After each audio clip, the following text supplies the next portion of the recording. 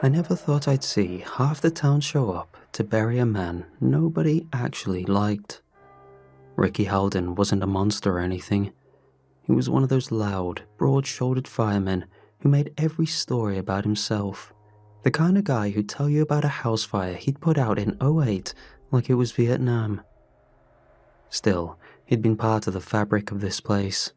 And in small towns, even the people you don't love feel like pillars.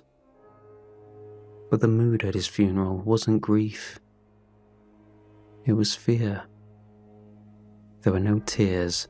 Instead, people watched on, whispering, glancing over shoulders at shadows that weren't there. To the side, Mrs. Harlan kept repeating, "It's earlier than last time." Two older men stood behind me near the tree line, speaking low as the pastor droned on. It started again. 27 years like clockwork. Thought we'd get more time. I pretended not to hear. I grew up listening to this kind of nonsense. Stories about the black cycle, about the curse, about how every 27 years someone would die in a way that didn't belong to the world. To me, it was always just superstition layered over tragedy. Small towns loved patterns, even if they had to invent them. But this time felt different.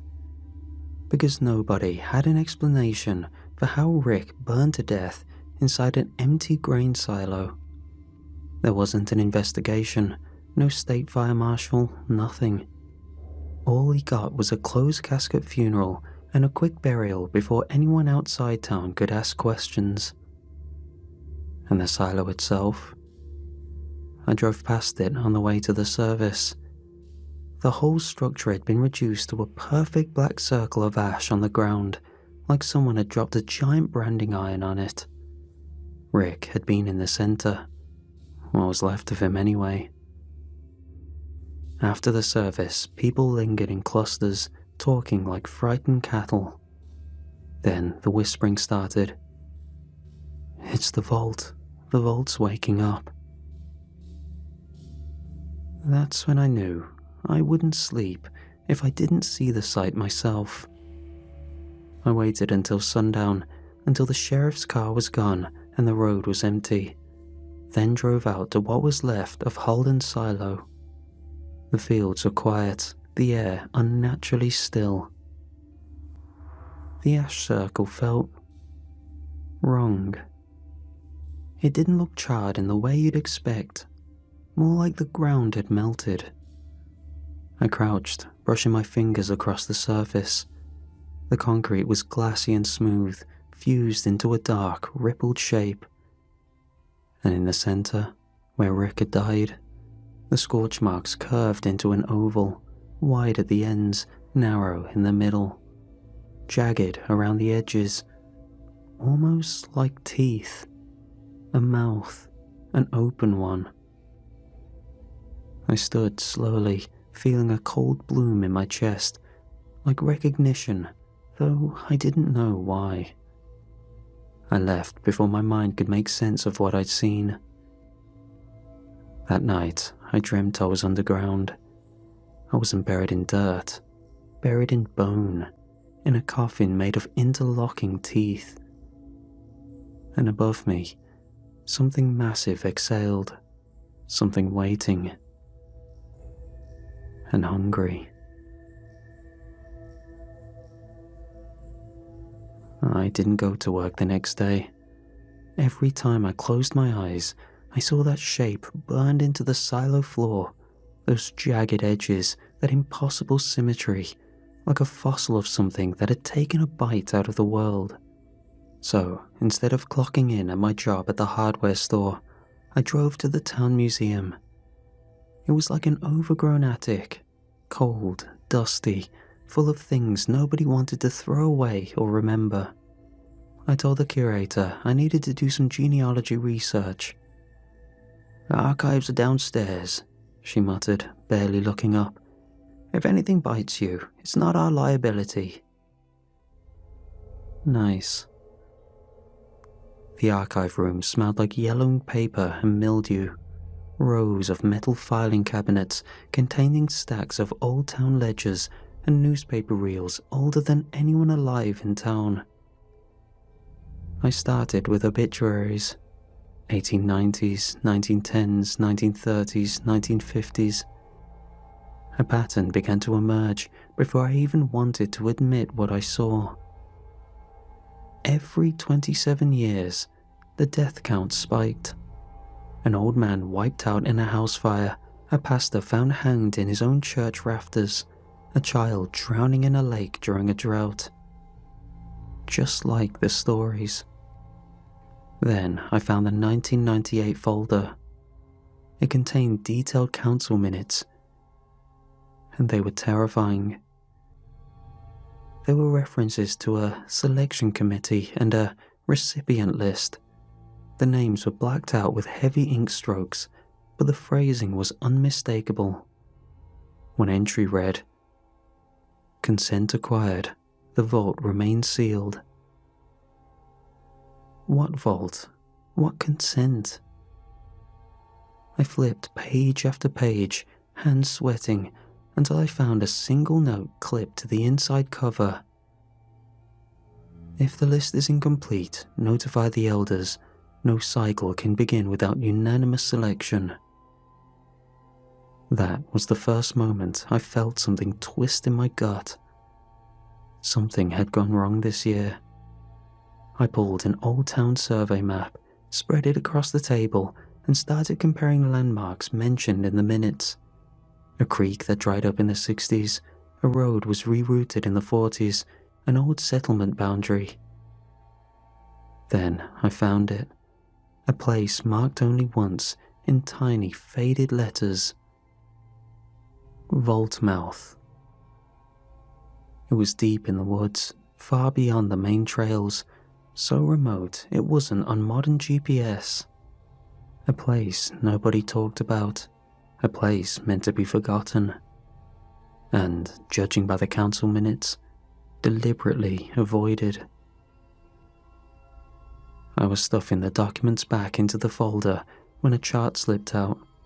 A folded piece of thick, brittle paper looked like it hadn't been touched in decades.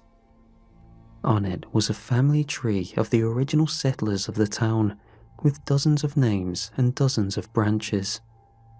Most of them were crossed out with red pencil. And when I saw my own last name, my stomach dropped. My family's branch wasn't crossed out. It was circled, hard, several times, deep enough to bring up the fibers of the paper. And next to it, written in the same red pencil, "Next to seal the mouth." The room felt suddenly smaller, the air grew colder, and the hairs on my arms stood at attention, sending chills down my spine.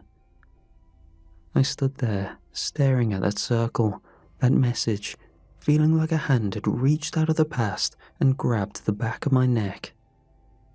Whatever was happening now, my family hadn't just been a part of it. We were at the center of it. There were only 2 elders in town who had lived through the 1971 cycle, and one of them didn't talk anymore. The other was Dolores Kint.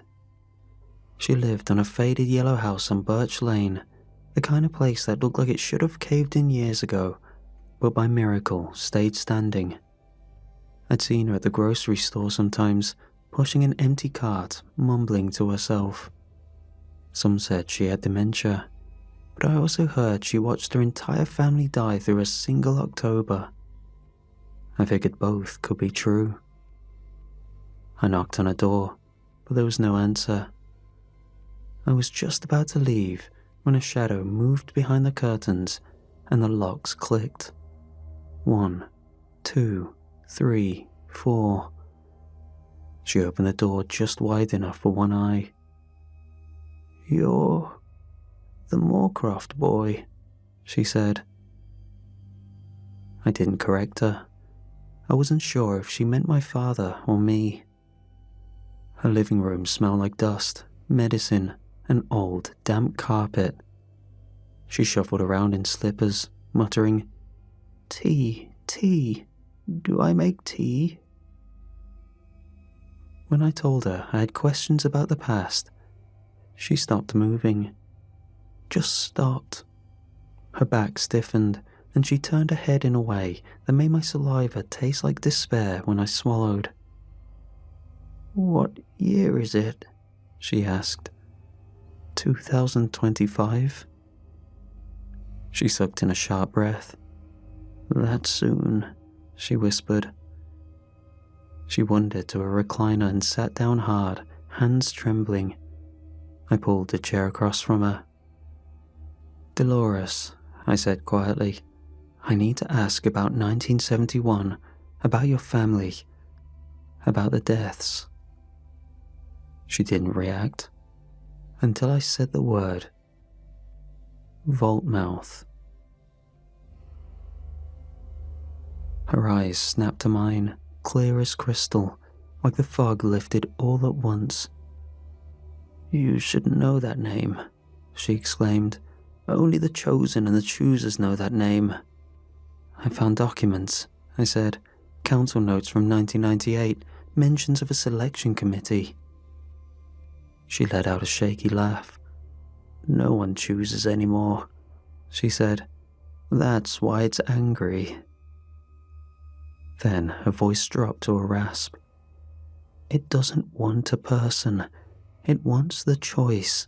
That's the pact." I swallowed. "What happens if there's no choice?" She leaned forward, gripping the edge of her chair with white-knuckled fingers. "If the town does not give, it takes, and it will keep taking until the mouth is full." Her eyes suddenly darted to the window, like she expected something to be peering in. Then her expression changed, went blank, fog rolled back in. She looked lost. "What were we talking about?" she murmured. "Do I know you?" I stood to leave, but before I could make it 2 steps, her hand shot out and grabbed my wrist, hard. Her voice was clear again, sharp, urgent. "Say it out loud, a name with intent. It listens." Then, like a switch flipped, her grip loosened and she sank back into the recliner, staring at the far wall. Her mouth moved silently, like she was praying to something that wasn't God. I left the house trembling. As I stepped onto the walkway, the sound of screeching tore down the street, then a horn, followed by a sickening metallic crack. About 50 yards away, a car had slammed into a telephone pole. The front end was crumpled like an aluminium can, steam billowed from the engine. But what shocked me wasn't the crash. It was the open driver's side door, swinging gently. No one was inside. There wasn't a trail leading away, no blood or body from the impact. A shiver crawled up my spine. This wasn't the first death. This was the beginning of something feeding.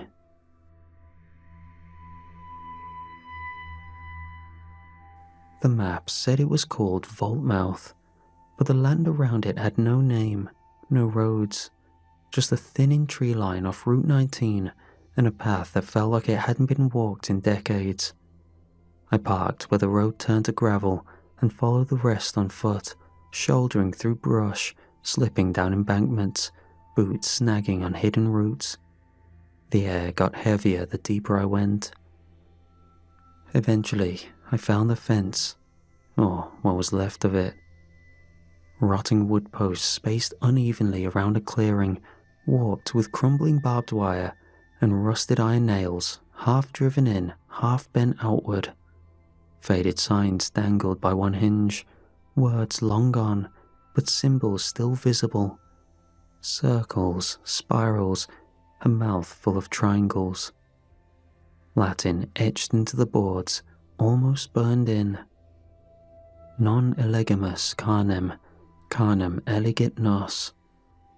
We do not choose the flesh chooses us. It wasn't just creepy, it felt deliberate, like a warning whispered by dead hands. I stepped over the boundary. The trees stopped, all life absent, the soil turned ashen. The center of the clearing was perfectly flat, ringed with pale stones half sunk into the earth. And in the middle was a hole. At first glance, I thought it was a well, but on closer inspection, it was a smooth, vertical shaft wide enough to drop a body into without folding it. The inside was black, no bottom in sight, and around the rim, the stone had been carved in a tight spiral, grooves that curved downward like something had dragged claws around the edge 1,000 times. Just clean, dry stone, and the faint hum of pressure, like the air was breathing in and out. I picked up a pebble, held it for a second, then dropped it in. Nothing. No click or bounce, just gone, like the earth swallowed it before it hit the bottom. Near the lip of the shaft, embedded in the ground, was a slab of metal, iron gone orange with age, bolted down with thick rivets, names etched across the surface in uneven, hand-carved rows. Dozens of them. I ran my fingers across the grooves, reading aloud. Many I didn't recognize. Then, near the bottom, one I did. Walter Moorcroft. My father. The last name on the list. My breath caught in my throat. He'd never mentioned this place, never said a word, but somehow he was part of it. He knew. I left the clearing as fast as I could without running, like turning my back on that hole too quickly might give it permission to reach for me. The sun was starting to set by the time I got home. I opened the door to my trailer, and there he was, sitting in my kitchen. No call or warning, just there. His eyes were sunken, shirt still half-buttoned, knees jittering. His voice came out flat and shaking. "You shouldn't have gone there." I hadn't seen him in months. We weren't estranged exactly. We just moved around each other like planets on a different orbit. He's only ever showed up when something has gone wrong. And something had gone very, very wrong. He looked older than I remembered, drained. His shirt was unbuttoned and crooked, hands shaking, eyes bloodshot with tiredness, like he'd been waiting for something. "Sit down," he said. I did, because the tone wasn't optional. He lowered himself into the chair across from me, elbows on his knees, breathing slow and heavy, like he had to convince his lungs to keep working. "I know what you've been looking into," he said. "The archives, Dolores Kind, the vault." Hearing him say it out loud felt like ice water poured down my spine. "Dad, what is it? What's in the vault?" He looked away, jaw clenching. Then he said the words that would ruin everything I thought I knew about this place. "The town isn't cursed. It made a deal." He rubbed his face with both hands. "Back in 1890, he said, the founders struck a pact with whatever lies under the ground. They call it the mouth, the deep, the listener. It doesn't matter what name you use." He swallowed hard. "We promised it a life every 27 years, just one, chosen willingly through the vote, and in return, it left the rest of us alone. Something horrible was happening to the settlers, something so horrendous it wasn't even recorded. The deal was the only way to survive. My stomach twisted. You're telling me this town has been sacrificing people? He didn't flinch. Willingly, yes. Always with consent, always someone who accepted it. A quiet death, a clean one. And the vault stayed sealed. I must have made a face because he added, You think they wanted to make a deal, that they didn't try leaving? He shook his head slowly.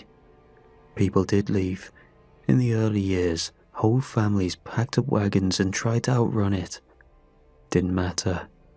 Wherever they went, something followed. Things would start to happen. The crops would rot, the ground would go dry, children would get sick. And then he held up one trembling finger.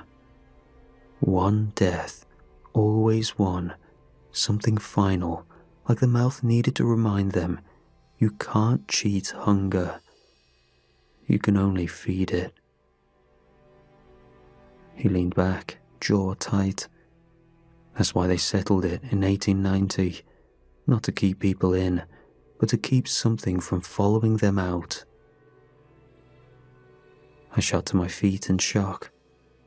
I know what it sounds like, he snapped. I know, but you weren't here for the years when the vote didn't happen, when people doubted, when they resisted. His eyes had gone distant. Those years were hell. I paced the room, trying to process it all. So, what happened this time? I demanded. Why did the fireman die? Why are people disappearing? What changed? My dad leaned back and stared at the ceiling as if the answer was written there. This year, he said quietly. Nobody could agree. I stopped moving. The council argued for months. Half the elders died off. The younger generation doesn't believe. They think it's all folk tales. He let out a bitter laugh. Turns out, belief doesn't matter. Responsibility does. Then, softly, there was no vote, no selection, no name offered. I felt my mouth go dry. So, the fireman was taken, Dad said. But it doesn't count. It wasn't a willing offering. He leaned forward, eyes burning. It has to be chosen, not just a death. The words sank into me like hooks, because suddenly the pattern made sense. The random vanishings, the crash, the way the air felt charged and wrong. The pact had been broken, the vault was hungry, and there was no offering to stop it. I sat back down slowly. He watched me, something unreadable in his gaze. Okay, I whispered. So, what now? If the sacrifice wasn't made, what does the vault do? For a long moment, he didn't speak. Then he inhaled sharply, like the next part hurt to say. Then, it's up to the collector. I frowned. What does that mean? He didn't let me finish. He looked at me with an expression I'd never seen on his face before. Terror, grief, and something like an apology. The collector isn't a person, he said. It's a role, passed down a bloodline. Every generation has one. His voice cracked. And if the town won't choose the sacrifice, the collector must. A cold pressure settled behind my ribs. No, I said. Dad, no. You're not saying... He closed his eyes. And then he said it, voice barely above a whisper. The words I didn't want to hear. It's you.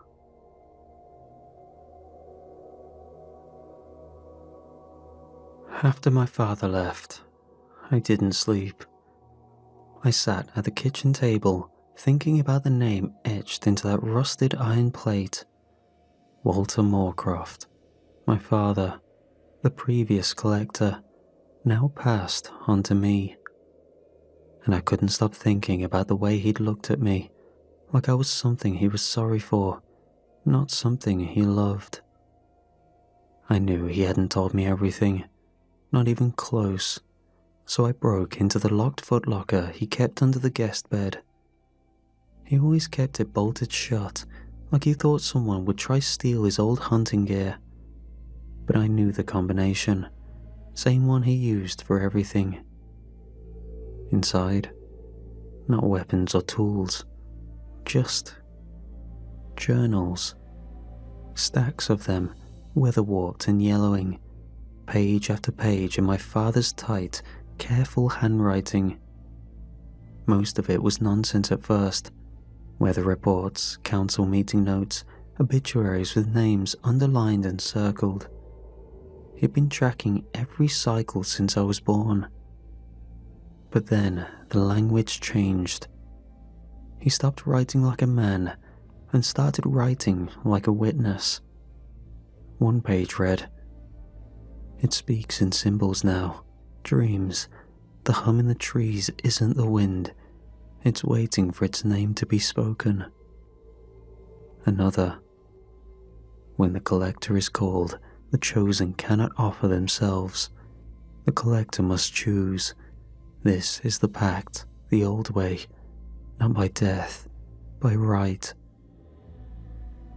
The words collector and vaultmouth appeared again and again, sometimes capitalized, sometimes underlined in red. And next to them, crude diagrams of the vault, the shaft, the spiral, the concentric rings of trees around it, marked with strange glyphs. Some look like runes, others like teeth. One diagram showed a person standing at the edge of the vault with arrows pointing inward, as if their presence activated something, opened something. Then came a section I hadn't expected, returning back to the style of a journal detailing day-by-day beats of a tense time in the town. It spoke of apocalyptic symptoms, the lake changing color, the sky casting strange hues, and the wildlife losing their minds. People disappeared and families were torn apart, all because Walter, my father, could not choose. It mimicked the current time, the council not choosing and the decision falling to the collector, an impossible choice of life and death, one to die for many to live. That night, the vault came to me again in dreams, but this time I wasn't inside it, I wasn't falling. I was standing above it, at the edge, looking out at a crowd of people, kneeling, hands clasped, heads bowed, whispering something I couldn't hear. And I was speaking. My mouth moved. My voice was not my own. And the vault opened.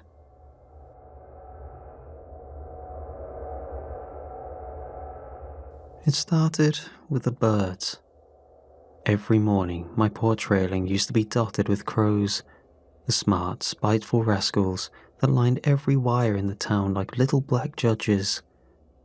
Then one morning, they were all just gone. That same day, a field of cows in the west end of town was found standing in perfect formation, heads lowered toward the ground, unmoving. Every single one of them, dead, bloodless, organs folded inside out like paper crafts. 2 nights later, I heard something boil, but not from the kitchen, from outside. I looked out and saw it was the lake, an entire body of water roiling like a pot left on too long. Wake's Pond, the old reservoir where we used to swim when we were kids, steamed for 10 hours straight. The water turned thick and red. Fish floated to the surface, split open. The air changed after that. Smelled wrong, sweet but spoiled, like rotted peaches or burnt teeth. Something was opening, and I wasn't the only one who noticed. The few remaining town elders, the one who still remembered how this thing worked, called a secret vote. They held it in the old stone house outside Mill Creek, the kind of place built with no insulation and too many locks. Only 6 of them showed up. They tried to vote, they tried to choose a name, but the vault didn't care anymore. It had waited, been ignored, denied its due. Now, it wanted me, not as a meal, as a mouthpiece. I didn't hear this secondhand. One of the elders, a retired judge named Halvesa, came to my door at dawn. His eyes were bloodshot, his knuckles scraped like he'd punched something harder than he expected. He sat on my porch swing, hands trembling as he lit a cigarette. "We failed it," he said. I didn't speak. "You're the last stop, you understand?" I just stared. He flicked ash onto the ground. "The collector exists for a reason, in case of breakdown. When the people can't choose, the blood must. You're not a sacrifice. You're the priest. Just speak a name with intent. That's all you have to do. If you need suggestions, I can..." I told him to get off my property. Told him I wasn't killing anyone for a town too cowardly to face its own history. "You're offering. That's different." I slammed the door, but the ground kept humming. That night, it got worse. The sky turned the color of old bruises. The clouds spiraled low and fast, like water being sucked down a drain. My neighbor's trees bled sap that smelled like iron. Dogs stopped barking. In fact, dogs stopped moving. A low bell began to ring from nowhere. No visible source, just there, vibrating through the soles of your feet. Something was uncoiling. The vault wasn't sealed anymore, not fully. At 3:21 a.m., my phone lit up with a message from an unknown number. Just one line. "Choose." By morning, Dolores Kint was dead. She'd been found in a bed, peaceful. No wounds, no trauma, but her face was smiling, hands folded like in a church pew. And between her palms, a yellowing card, handwritten, addressed to me. Name the chosen. I knew where they kept the records. It wasn't a secret. The room was beneath the old town hall, not in the modern wing, but in the original limestone foundation, where the smell of mildew soaked into your tongue and the light buzzed like an insect was trapped behind your eyes. It was still unlocked.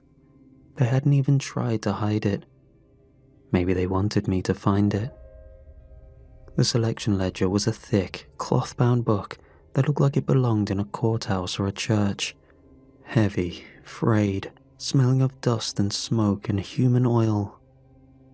Inside, names. Page after page, each handwritten in looping cursive, some dated over a century ago. I flipped forward to the most recent year. This year. The first few pages were normal. Just names, birthdays, occupations, handwritten summaries of each candidate's community standing, financial status, and family size. Then I started seeing the red circles, suggestions for choice, a short list for them to vote on.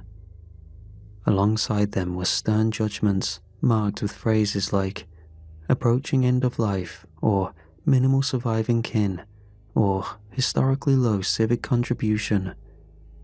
And then added on were notes, not from the elders, No, their handwriting was firmer, direct, but younger handwriting, softer language, correctional even. Marlene Gillard, 84. She still tutors at the library. Her great-granddaughter just got accepted to college. She brings hope to the family. This would destroy them. Thomas Harvey, 58, disabled vet. Still teaches woodworking, mentors troubled kids, has PTSD, wouldn't be ethical. Alicia Norris, 41, chronic illness. Started the grief circle after the 1998 death, still manages the town website, would send the wrong message to others with chronic conditions. George Amblin, 71, ex-convict. He served his time, runs the food pantry. His death would confirm every stereotype the town's trying to grow past. Every single name was paired with a counterpoint. Every sacrifice was dismantled by empathy. The deeper I read, the angrier I felt. Not at them, but how familiar it was. How easy it is to rationalize inaction when action feels monstrous. This wasn't corruption. It wasn't bloodlust. It was compassion. They had tried to be better, but better didn't stop the vault from waking. Better didn't boil the lake. Better didn't spare Dolores. Or was it ignorance? A new wave of leaders who wrote off tradition as ignorance, something to move past. The final page wasn't even finished, just a handful of names with red ink scratched through, like someone had grown furious and thrown the pen across the room. In the margin, one line of newer handwriting. There are no perfect deaths. Another in pencil. Then maybe we stop pretending it's worth choosing. And under that, scrawled in dark pen, pressure piercing through the paper. Then we die together. I closed the book. The vault was right. This wasn't a sacrifice anymore. It was a failure. That night, I dreamed of the spiral again. Only this time, I descended. No ladder, no rope, no footing. I just fell, gently, as if the air below me had turned to water. The stone walls pulled away as I went, becoming ribs, then roots, then rows of open mouths, all breathing together in rhythm. And at the bottom, where sound should have vanished into nothing, there was light, soft, living, like a heartbeat under skin. I didn't hear anything, but I felt it, behind my eyes, in my gums, in the marrow of every bone. The town agreed to the cost, it said. I turned, and around me were reflections, other towns, other timelines. Each one was different, and in all of them, the vault had gone unsealed. One showed spirals of fire coiling up into the sky, turning birds inside out in flight. Another, a town square full of kneeling people, mouths sewn shut with golden thread, trees grown backwards through their skulls. In one, the vault was gone, not sealed, but absorbed, as if it had eaten the land around it and kept growing. They were all worse than anything I could imagine, and every one of them had something in common. No choice was made. I woke up with my pillow soaked in sweat and my tongue heavy in my mouth, like it had been speaking without me.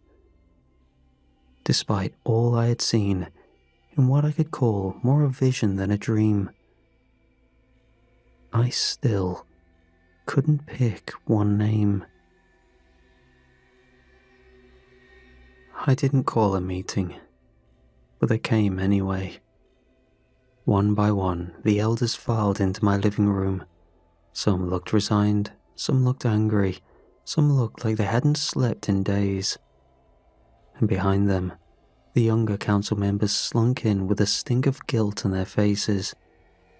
No greetings or small talk, just expectation. Judge Vesser was the first to speak. "It has to be now," he said. "We've run out of time." Another, Miller, ran a hand through her hair, shaking. "You've studied the list. You've seen the sky. You know what happens if we don't—" My throat tightened. "I'm not choosing," I said. "Not one. Not any of them." A long silence. Then something changed in the room.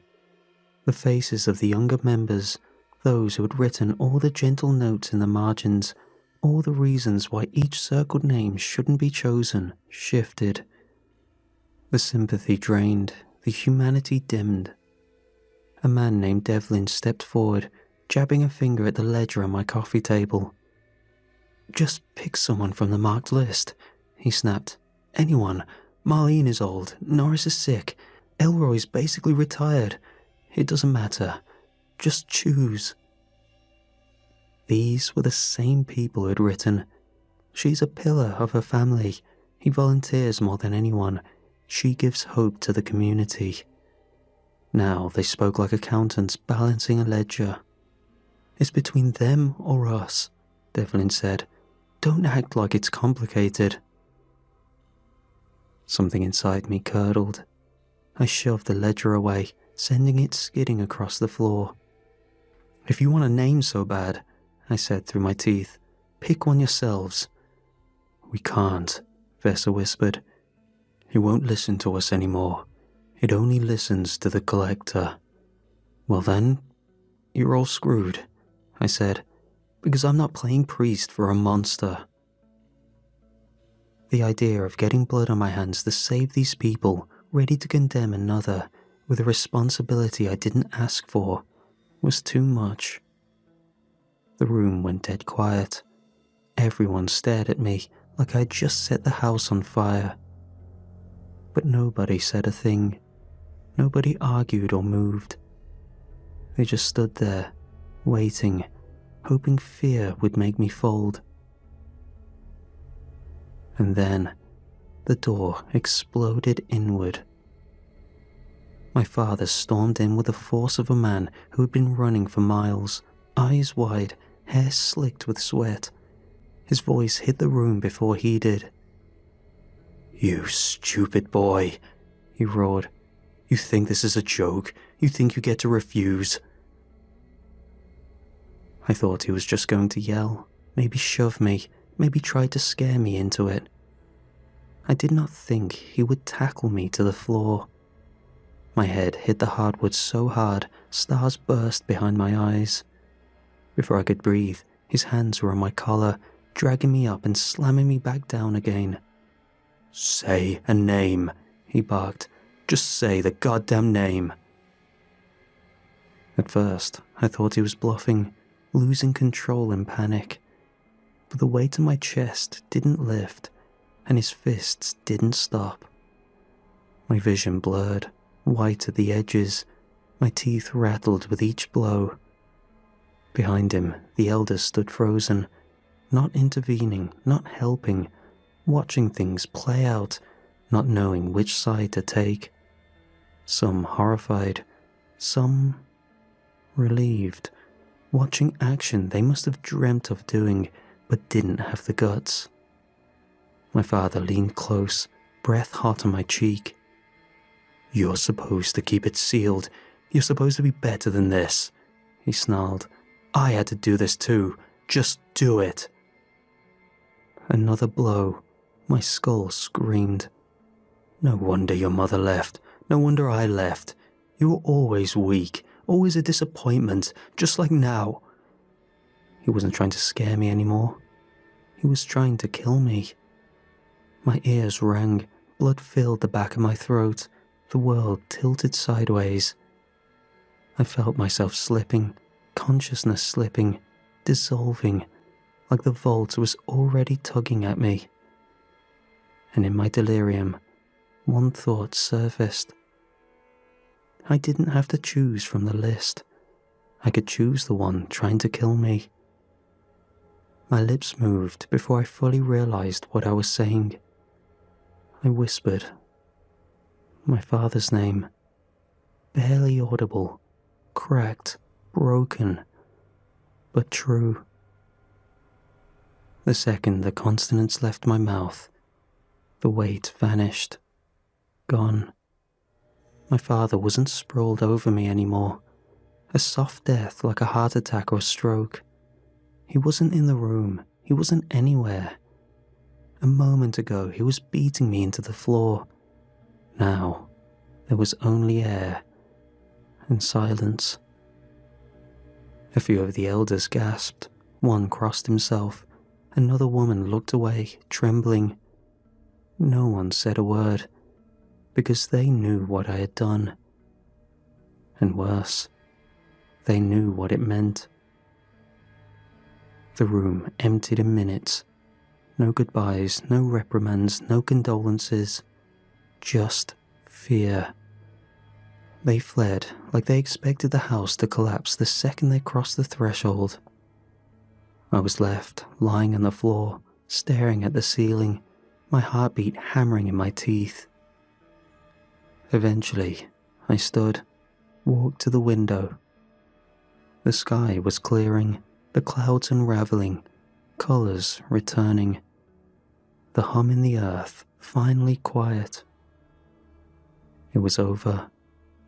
Just like that. My father was the sacrifice. The town was safe. For now. The town healed fast. That was the strangest part. In the weeks that followed, life returned to a rhythm. Not the same rhythm, maybe, but something close enough to pass for normal. The sky lost its bruised hue, the trees stopped leaning in, the power lines stopped whispering. People got up and went to work, the butcher reopened, the school held a bake sale. The lake was still red, but no one talked about that. The selection committee resumed their meetings, quieter now, fewer members, and fewer words spoken when they left those rooms. Once I used to see them as elders, guardians, wise men and women holding ancient truths. Now, they looked like exhausted survivors, scared of what might come next. I never went back to their meetings. They never asked me to. But there was one thing left to do, one door I hadn't opened. My father's house sat just off the main square, tucked between two identical ranch-style homes. I'd driven past it 100 times without thinking. I don't know what I expected, but when I stepped inside, it was exactly what I'd feared. Sparse furniture, a sink full of old dishes, frozen dinners stacked like bricks in the freezer, a recliner with an ass groove too deep to undo, facing a TV tuned permanently to the sports channel. It was a life half-lived, lonely, mechanical, grey. I stood in that room for a long time.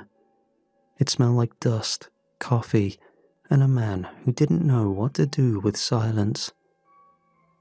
And then I saw it. A folded piece of paper sitting on the coffee table. My name was written on the front in my father's blocky, stubborn handwriting. I opened it. If you're reading this, then I went through with it. I'm sorry you had to see it. Sorry you had to be a part of it. I didn't want that for you. Not ever. That's why I left. But I had to make sure you'd do it. I couldn't risk you freezing up the way the others did. I know you. I raised you. You were always the good one. Even when you were little, you gave away your Halloween candy to the kids who were too scared to trick or treat. You used to cry when you saw roadkill. That's the kind of heart you have. Big, honest, kind. But a heart like that won't save this town. It never has.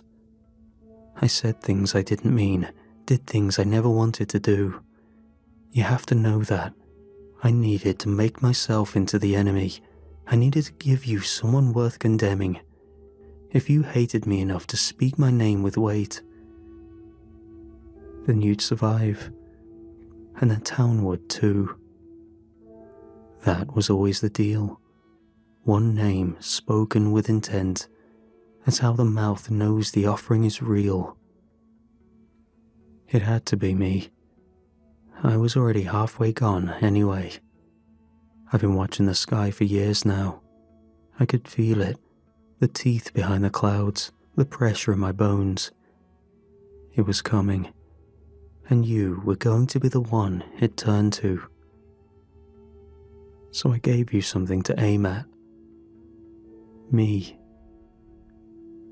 I'm proud of you, not because you did what I wanted, but because, even after everything, I think you hesitated.